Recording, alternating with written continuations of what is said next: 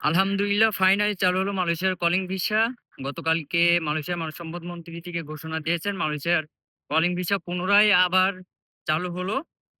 তো সেই লক্ষ্যেই কিন্তু বাংলাদেশের ২৫ টি রিক্রুটিং এজেন্সির তালিকা কিন্তু তারা প্রকাশ করেছে। তাদের যে FWCMS এর অফিসিয়াল যে ওয়েবসাইটটা আছে, সেখানে কিন্তু তারা ২৫ টা রিক্রুটিং এজেন্সির তালিকা তারা প্রকাশ করেছে এবং একই সাথে ৪৬ টা মেডিকেল সেন্টারের তালিকাও তারা কিন্তু প্রকাশ করেছে। এখন আপনারা অনেকেই দেখলাম সোশ্যাল মিডিয়াতে Facebook প্ল্যাটফর্মে আপনারা অনেকেই প্রশ্ন করতেছেন যে FWCMS এর আপনারা হয়তো স্ক্রিনেও দেখতে পারছেন যে চিহ্নটা ২০১৩ সাল। এই বিষয়টা নিয়ে আপনাদের অনেকেরই কিন্তু বিভ্রান্তির ভিতরে আছেন যে, এই যে লিস্টটা দেখাচ্ছে এটা ২০১৩ সালের। তো সেই ক্ষেত্রে আমি আপনাদেরকে একটু ক্লিয়ার করি। সেটা হচ্ছে যে ওখানে যে FWCMS এর যে লোগোতে যেই ২০২৩ সালটা দেওয়া আছে সেটা হচ্ছে আসলে FWCMS এর যাত্রা শুরু অর্থাৎ সাইনিং ২০২৩-১৩ সাল। তো এই কারণে আসলে আপনারা সবাই কিন্তু বিভ্রান্তির ভিতরে আছেন যে আসলে কবে থেকে সত্যিই নাকি। তো আপনারা অনেকে আশা করি আপনারা বুঝতে পারছেন। আর বিশেষ করে একটা বিষয় হচ্ছে যে সরকারের ঘোষণা অনুমতিক অর্থাৎ মালয়েশিয়ার স্বরাষ্ট্রমন্ত্রীর ঘোষণা অনুপাতিক যে ১ম অবস্থাতে ২৫ অর্থাৎ আগস্ট মাসের ২৫ তারিখে ১ম অর্থাৎ বাংলাদেশের যেই আ অফিসিয়াল অর্থাৎ সরকারি যেই এজেন্সিটা আছে যে বুয়েসেল সেটার ১ম ফ্লাইট কিন্তু হবে ২৫ তারিখে। ২৫ তারিখে তাদের ফ্লাইট হওয়ার পরবর্তীতেই কিন্তু এই যেই ২৫ টা রিক্রুটিং এজেন্সির তালিকা তারা প্রকাশ করেছে। সেই ২৫ টা রিক্রুটিং এজেন্সি পরবর্তীতে তারা কার্যক্রম বা তাদের যে মেডিকেল আছে সেই মেডিকেল গুলা কিন্তু তারা শুরু করতে পারবে।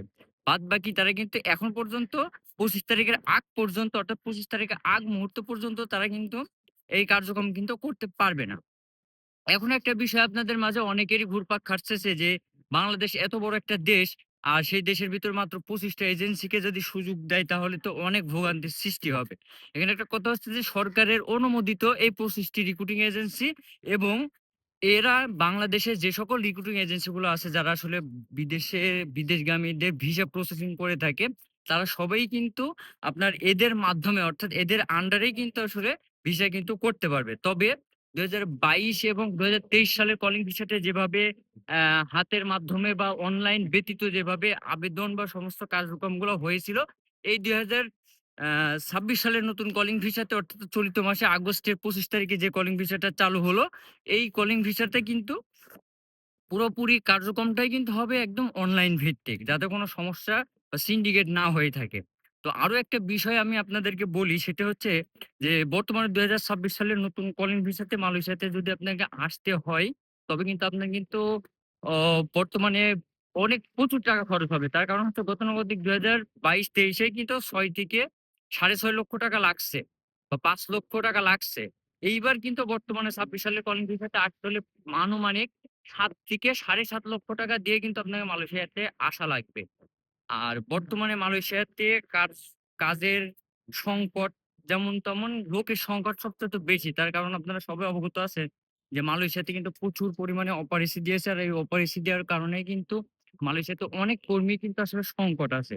সেই লক্ষ্যেই কিন্তু মালয়েশিয়াতে এখন বর্তমানে কর্মীর অনেক প্রয়োজন এবং মালয়েশিয়ার প্রধানমন্ত্রী জনাব আনোয়ার ইব্রাহিম তিনি কিন্তু একটা আল্টিমেটাম দিয়েছিলেন যে আগামী ১ মাসের ভিতরে মালয়েশিয়াতে কর্মী ঢোকানোর জন্য। সেই লক্ষ্যেই কিন্তু মালয়েশিয়ার স্বরাষ্ট্র মন্ত্রণালয়ের পক্ষ থেকে কিন্তু ঘোষণা আসছে। তো আশা করা যাচ্ছে যে ২৫ তারিখের পর থেকে ইনশাআল্লাহ মালয়েশিয়ার উদ্দেশ্যে সকল কার্যক্রম শুরু হয়ে যাবে। তবে কিন্তু এখন পর্যন্ত কিন্তু মেডিকেল শুরু হয় নাই। আজকে ২১ তারিখ, আগস্টের ২১ তারিখ, ২৫ তারিখের পরে যাই কিন্তু আনুষ্ঠানিকভাবে মেডিকেল থেকে শুরু করে নানাবিধ যে সকল কার্যক্রমগুলো আছে সেগুলো কিন্তু শুরু হবে।